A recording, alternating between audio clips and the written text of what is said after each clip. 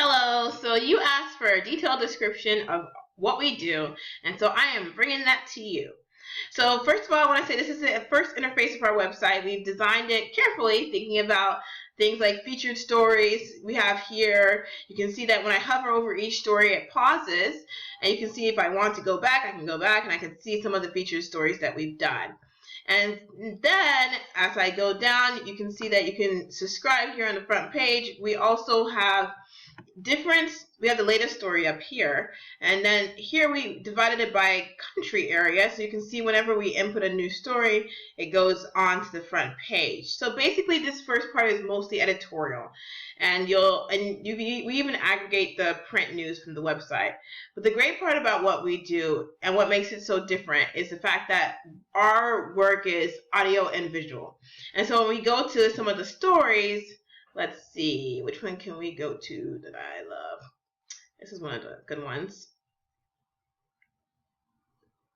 Why most international students prefer the United States.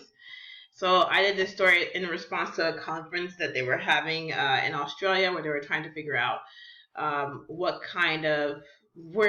most students went to and why they went to those places. And so you can see here, sources estimate that international students brought just over $27 billion to the U.S. economy in 2014 alone. So it comes as no surprise that institutions around the world are actively trying to attract students from abroad. This week, the Australian International Education Conference is tackling this very question. So in response, we took to a top university in New York City to learn why international students chose to be here. So the U.S. provides the best financial aid, in my opinion. Of course, Australia would have been cheaper, but the financial aid provided by this institution as such was more than enough to help me come here, which the UK does not provide for international students. It's very tough. It's much more accessible here. We did evaluate options in Australia, UK, as well as Germany. But the thing is, for some cases, it's the language which might be different, and the programs do not have the kind of syllabus and portions that we kind of get here.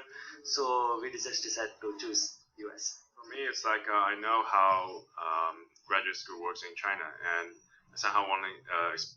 So as you can see, that was a story that we did about international. We interviewed international students, asked them why they prefer to be in the U.S., and they gave us those answers. And now you can see that we also have different sections of the news. So this is like kind of more hard news, this section. Not hard news, but of course, like,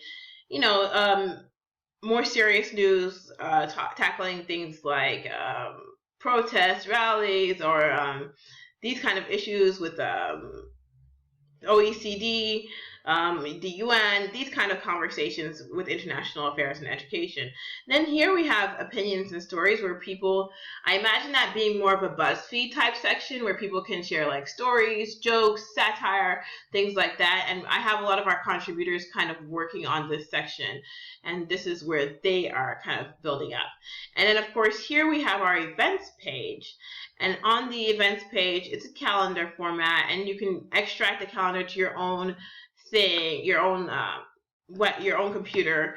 And you can, as you can see down here, you can export the month's events, and even up top, you can see that you can view it as lists, as days, weeks, whatever you prefer. You can do that. And then we also have our podcast, which is great, and you can see it on the side as well. But our podcast is wonderful because you can, if you don't feel like watching a video, you can just, of course, put your headphones on, go running, and listen.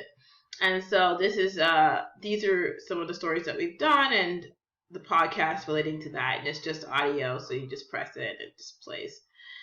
And then we have our careers page. And I kind of imagine both the events and careers page generating most of the funds for us, because we eventually want to monetize and kind of charge other people to promote their events, perhaps having like a sponsored event or sponsored career area where, I mean, people can still put it in for free, but if they want to pay for like to be at the top of the list or to have more exposure about their event or their job posting, they can do that there. And we have job postings all over the world, mostly in development, things like that. And you can learn more about us also on this page.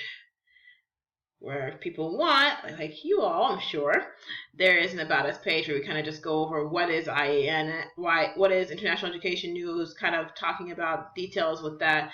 And you can see some of our awesome team. We have people in Australia, South Korea. We also have in DC, Texas, and also Turkey and New York. So we try to do our due diligence with this. And this is just a brief overview of what we've done so far. We hope to expand and get more people and more things involved, but this is what we have so far. Let me know if you have any questions. Thank you.